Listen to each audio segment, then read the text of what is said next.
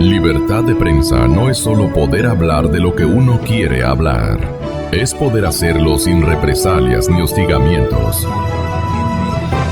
Colombia se apresta, en cualquier caso, por la toma de la ruralidad de parte de las tropas del señor Timochenko, van a gobernar el presidente Santos o el que le suceda o el reelecto Santos, si es que como en la Constitución colombiana. Él va a manejar la parte urbana y la parte rural. Claro que esto no lo dice Criterios, pero va a haber un país de Timochenko. ¿Cómo lo comprueban de esta manera? ¿Usted admite que podría haber esa circunstancia, doctor? Vea, don Gonzalo, y a Lolo también, que él debe ser el autor de esa maldad de la revista Criterios. Creo que el primer punto es, y en buena hora en materia de negociaciones, que no estamos en la Colombia cuando se posesionó Uribe, pues, porque es una de las cosas más dramáticas que se ha visto.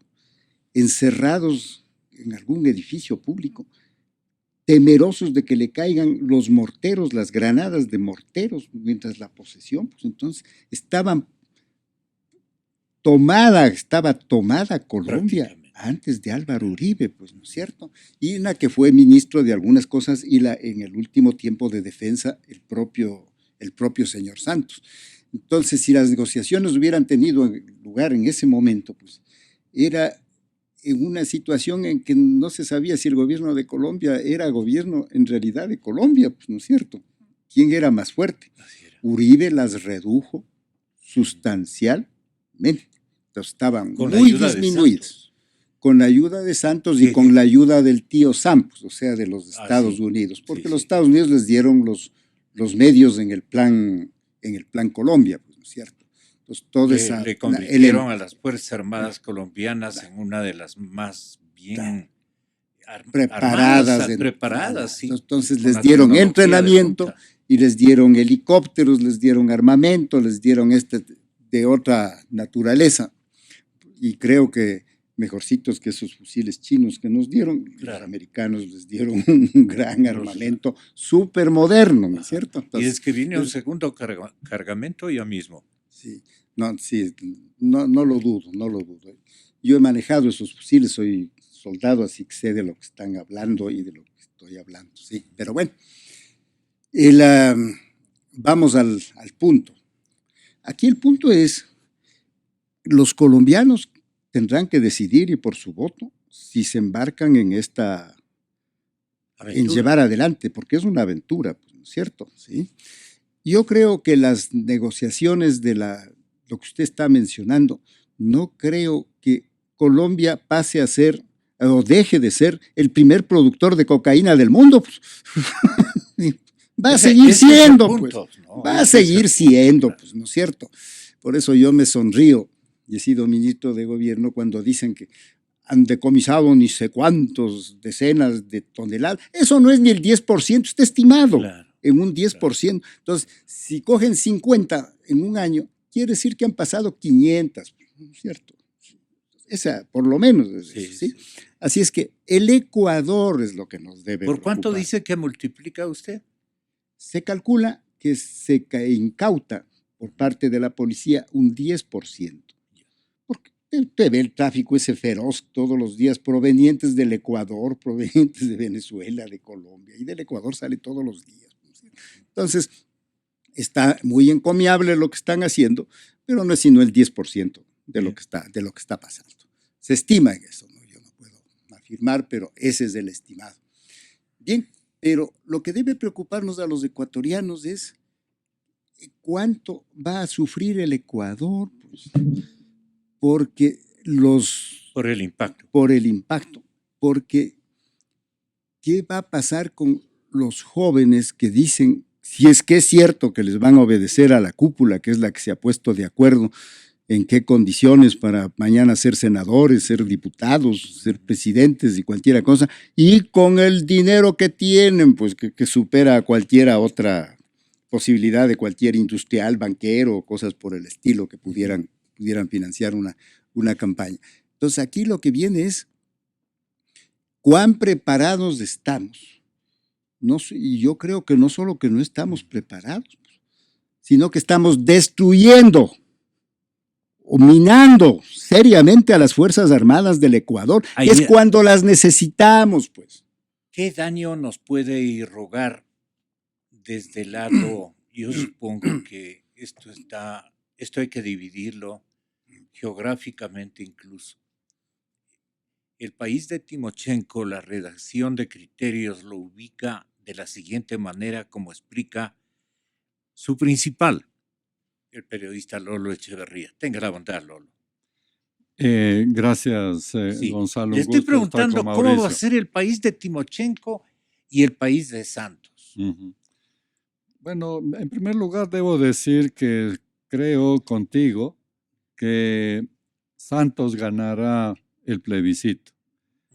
Hay una campaña por el sí brutal, aplastante. Hay una presión internacional también muy poderosa, muy fuerte, aplastante. De tal manera que ya no veo yo esperanza. Al punto que ya el propio Uribe está hablando de la paz, que él también quiere la paz y que solo aspiraba a hacer unas correcciones al acuerdo.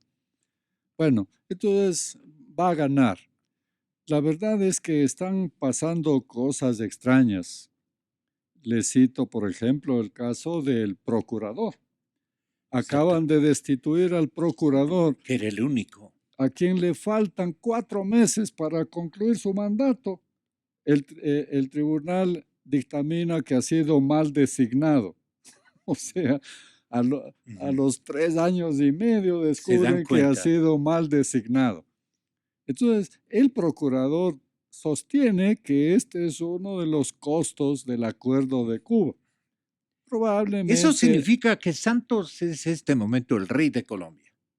Así es, sí, porque él va a designar un sucesor apropiado que no oponga resistencia, no solamente a la firma del acuerdo, sino a todas las leyes que luego tienen que dictar para la implementación de los acuerdos, que son muchas.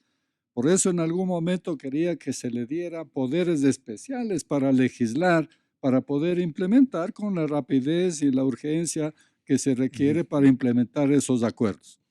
Bueno, otra cosa que está ocurriendo también extraña de estas que le señalaba es que los guerrilleros del ELN están penetrando y tomándose los territorios que van dejando las FARC. Esto es también sumamente peligroso. Y un tercer aspecto es que los territorios donde se va concentrando la guerrilla están al sur de Colombia. Es decir, que están vecinos nuestros. Háganos conocer el país de Timochenko. ¿Cómo queda? Bueno, en mi opinión, lo que ocurre es que el presidente Santos quemó las naves. Él ya no podía echarse atrás. Y en esas condiciones, negociando en Cuba, con el padrinazgo de Venezuela y con las FARC que tienen un apoyo también en nombre de la paz. Yo creo que el presidente Santos estaba en muy mala situación para negociar.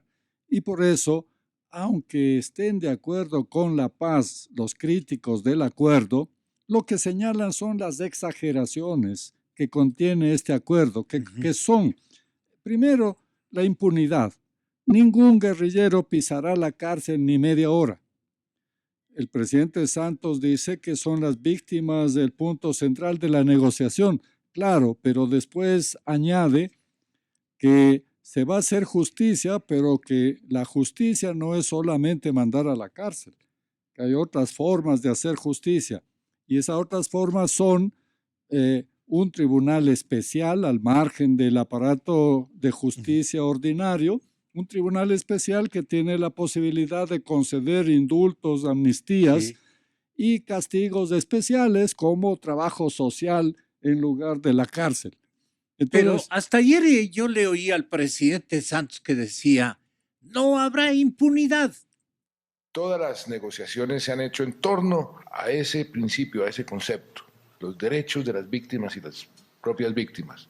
Inclusive, como ustedes recordarán, nosotros hicimos aprobar una ley para poder comenzar a reparar las víctimas y restituir la tierra a los campesinos antes de que terminara el conflicto. Eso tampoco había pasado nunca.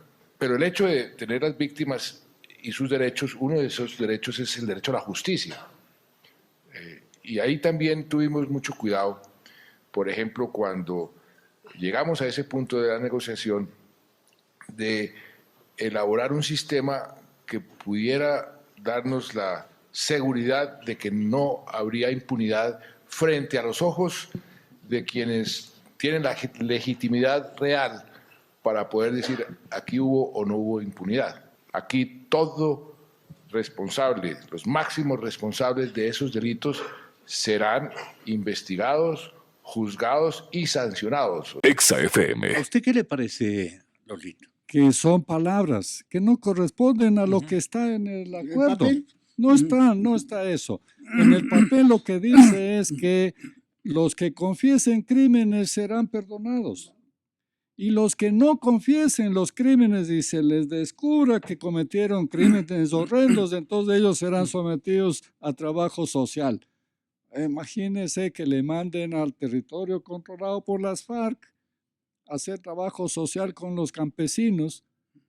Esto es hacer política en realidad, porque se va a convertir en partido político. Entonces, haciendo política, van a pagar y convertir entonces en una manera de liquidar las deudas de estas de crímenes horrendos. Entonces, eso, claro, no es justicia. Esto es un precio exorbitante que va a tener la paz. Y esto va a constituir un problema en el futuro para Colombia y para sus vecinos. Esa es la verdad. Pero hay otro problema peor, que es que se plantea como solución para el problema del narcotráfico, en el que han estado embarcados las FARC desde hace muchos años. Han acumulado una cantidad de dinero increíble que no tienen que devolver. El pago a las víctimas es a cargo del gobierno, no de las FARC, que debería por lo menos haber sido mitad, dado la cantidad de dinero que han hecho. Pero bueno, es que la solución ese dinero al problema, de las pares sinvergüenzón, ¿cómo van a declarar que tienen dinero para pagar a las víctimas? ese debe haber sido uno de los problemas, claro. Pero bueno, la solución para el narcotráfico se pone en el cambio de cultivos. Pero el cambio de cultivos es voluntario, dice el acuerdo. Entonces, ¿quién va a hacer el cambio de cultivos a menos que le garanticen que un cultivo lícito va a ser más rentable que el cultivo ilícito? Cosa que no es previsible y no ocurrirá con ningún cultivo, aun cuando tenga todo el auxilio del Estado. De manera que no se va a reducir, como decía Mauricio, no se va a reducir la producción de drogas y el comercio de drogas con este acuerdo, sino que más bien, de cierta manera, se va a legalizar. Este es entonces otro de los aspectos exagerados, exorbitantes de este acuerdo, que va a traer también consecuencias. Y un tercer aspecto es la participación política de las FARC. Se va a convertir en partido político. El Estado colombiano tiene que financiar. Y tienen plata para estructurar un macro partido gigantesco. Por supuesto, pero además de eso, como es una cosa que llama la atención, que el Estado colombiano se compromete en el acuerdo a financiar la organización del partido político y darle la participación de los dineros del Estado a los partidos políticos, darle a las FARC antes de que empiece a actuar como partido político. Es una especie de adelanto de los recursos que se le da como restitución de las campañas electorales a los políticos. Entonces, les van a dar también participación en 2 congresos, en 2 periodos de congresos, sin participar en elecciones. 3 puestos en el Senado, pero van a tener 16 territorios en donde ellos van a participar para ser elegidos con candidatos y todo, donde no van a participar otros partidos, de tal manera que ellos ganarán en esos territorios y tendrán asegurados 20 puestos en el Congreso colombiano. Claro. Palabras. ¿Cómo puede el pueblo ecuatoriano en estas próximas elecciones evitar que se robustezca con su permisidad la actoría o el protagonismo de algunas figuras políticas nuestras que estarían en función de esa sucursal, digamos, ecuatoriana que requiere el negocio colombiano? Me explico, es para mí un poco difícil poner las palabras, pero apelo a su talento, pues, doctor Gándara. Usted empezó a preguntarme algo anteriormente. Esta simpatía del gobierno del Ecuador por el acuerdo de paz. ¿Cómo no va a estar de acuerdo con el acuerdo de paz? El gobierno del Ecuador sí ha sido promovido por sus socios, pues, porque Santos ha sido una especie de víctima secuestrada. Fue a negociar en Cuba, pues, con los promotores de la guerrilla de Latinoamérica, que son los cubanos. Un poco menos en estos tiempos, pero cuando empezaron en los años 60, era una cosa pública y abierta. Y el señor presidente del Ecuador… ¿El comandante en jefe era Fidel, dice usted? Casi, ¿no? Claro, pues él sí era comandante en jefe, ¿sí? Entonces, claro, el gobierno del Ecuador, que tanto cree en el gobierno de Cuba, tanto que hasta se fue a operar la rodilla, ¿no es cierto?, con los médicos cubanos, que no han sido tan buenos como dicen. ¿Quiénes otros? El otro promotor y padrino es Maduro de Venezuela, pues. Entonces, el pobre señor Santos estaba bajo la tutela de Castro, de Maduro, de Evo, de Correa y del comandante de Nicaragua, pues, ¿no es cierto? ¿Sí? Entonces, así nace este pacto, con todas estas cosas que está señalando. Bajo el auspicio, como decimos en términos de publicidad, ¿no? ¿Hasta dónde caerán los gobiernos de Estados Unidos y todos ellos que están mandando su mensaje? Porque todos queremos que haya la paz. Lo que no sabemos si ese instrumento va a permitir la paz, ¿no es cierto? No hay que olvidarse que aquí estaba el señor Reyes en territorio del Ecuador, pues ya nos estamos olvidando. El año 8, que bombardearon el territorio del Ecuador, el señor Santos,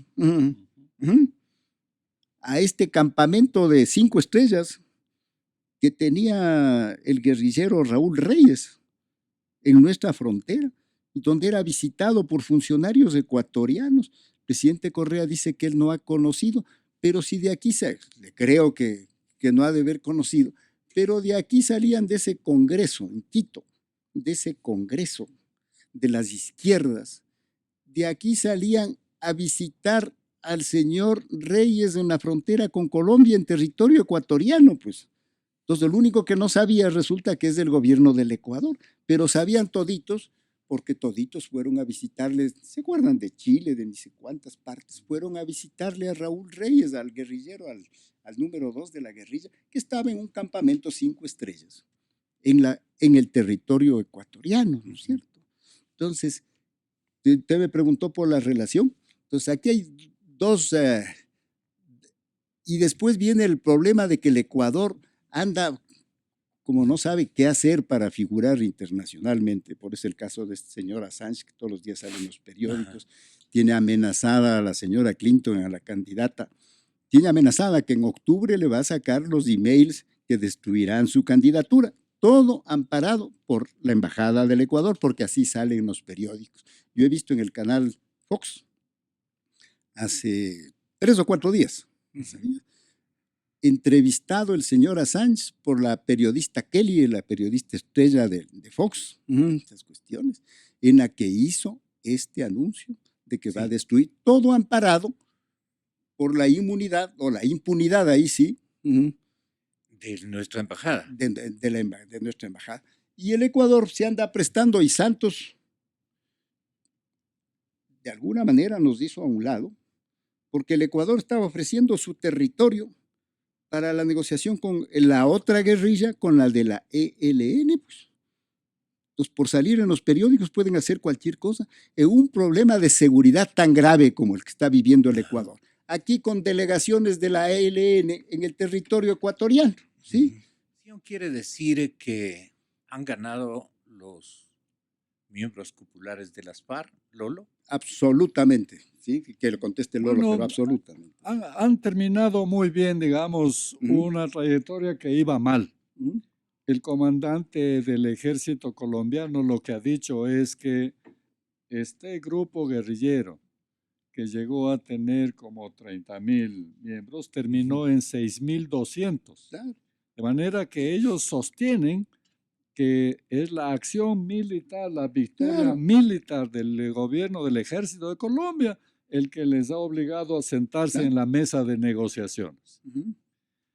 Y esta arremetida, este destino que iba para Amalia, la guerrilla, más el olvido de todas las proclamas y todos los objetivos altruistas que tenía para caer en el narcotráfico, todo eso había destruido, minado y acabado con todo el prestigio de las fuerzas de estas revolucionarias.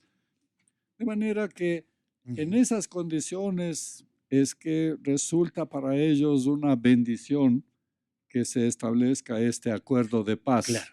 Con este triunfo de las FARC, ¿qué pasará con los militares de Colombia y Ecuador? Bueno, hay que relacionar el asunto. Claro. Sí. Los militares colombianos se sienten humillados hasta cierto punto y ladeados en esto porque las FARC son las que han puesto las condiciones del acuerdo. ¿No es cierto? Y entre las condiciones que ellos pusieron es que se someta a juicio a los militares, inclusive dándole a esta administración alternativa de justicia, esta jurisdicción para la paz, dándole la facultad de volver a juzgar casos ya juzgados. Y ahí lo que quieren los guerrilleros es someter a esos juicios a ciertos militares que fueron nefastos para la guerrilla. Entonces, esto va a ser un problema muy complejo, el manejo de las Fuerzas Armadas en Colombia. De manera que puede ocurrir allá, como está ocurriendo aquí, que haya una confrontación con su comandante. ¿Qué están buscando? ¿Por qué esos fusiles? Nadie ha dicho nada. Usted termina el programa con estos elementos de análisis, señor doctor Gándara. Empezaré por decir irónicamente que si hubiese un enfrentamiento del ejército ecuatoriano con los rezagos de las FARC o las FARC fortificadas o los de la ELN, pueden intercambiar la munición. Porque al ponerse esos fusiles chinos, están usando los mismos fusiles que usan los guerrilleros de Latinoamérica, pues, ¿sí? Así es que por ahí empezamos, para hacer notar lo que está. Entonces, vea, este rato lo que hace falta es fortificar a las Fuerzas Armadas. El presidente de la República tiene que terminar sus rabietas y fortificar a las Fuerzas Armadas. Vea, yo no creo que entre todos los que están allí a cargo de las Fuerzas Armadas, peor las señoritas que han sido ministras de Defensa, todos deben ser remisos, pues. Yo no he sabido ninguno que haya pasado siquiera por la premilitar, pues. Entonces no tienen idea de lo que son las Fuerzas Armadas. Y con esta condescendencia, porque cancelan ese contrato del ISPA, supongamos que esté mal, pero la que la firmaron fueron los ministros, pues, los ministros de gobierno, pero ellos son error de buena fe. Entonces, todo lo que es protegido por el señor Correa está bien si son los propios. Si son los otros, pues que los juzguen, que los sancionen, que los vuelvan a juzgar. Está Lolo mencionando que en Colombia están pidiendo que se los vuelva a juzgar, es como en el Ecuador, están pidiendo aquí que se juzgue 2 veces, o funcionarios de este gobierno que pertenecían al Alfaro Vive Carajo son los que impulsan la persecución a los militares ecuatorianos que intervinieron contra el amago guerrillero, ¿no es cierto? Entonces, esto es como dicen los pájaros contra las escopetas, ¿no es cierto? Entonces, no se ha recibido, no digo que no se juzgue a los que hayan cometido delitos de lesa humanidad, no digo eso, pero lo que sí digo es que no pueden estar impulsados por el gobierno, porque desde el presidente dice, sé que han ocurrido estos hechos de violación. Entonces, ya con eso ha dictado sentencia, pues, para los jueces. Lo último es un de Lolo. bien serio. Un analista, un periodista colombiano decía hace unos días que desde hace meses las sastrerías de las FARC solo se dedican a hacer vestuario civil. Sí. Bueno, esto es interesante. Lo que tendría que hacer el Ecuador es examinar con cuidado quién entra al Ecuador y a qué. Porque no vaya a ser que con uniforme civil entren al Ecuador, con guayabera. Después acá cambien de uniforme o se transforme el Ecuador en un hábitat indeseable, ¿no? ¿Y hay armas para...? Bueno, en el acuerdo se entiende... Para los que se saquen el uniforme pueden haber armas. Se entiende ¿Dónde están que las armas? El acuerdo exigía la entrega de armas y va a haber la entrega de armas a la ONU para que fabrique unos monumentos, pero nadie puede garantizar que entreguen todas las armas. Entonces algunos sospechan que las armas pueden estar ya una buena parte al menos escondidas en algún lugar, en alguna parte de los territorios que ellos van a controlar. La visa es lo más importante. Yo he vivido reclamando por la visa para Colombia, pero este rato, a raíz de este acuerdo de paz que parece que va a ser aprobado, pues la visa para el ingreso de colombianos al Ecuador es una cuestión vital para el Ecuador.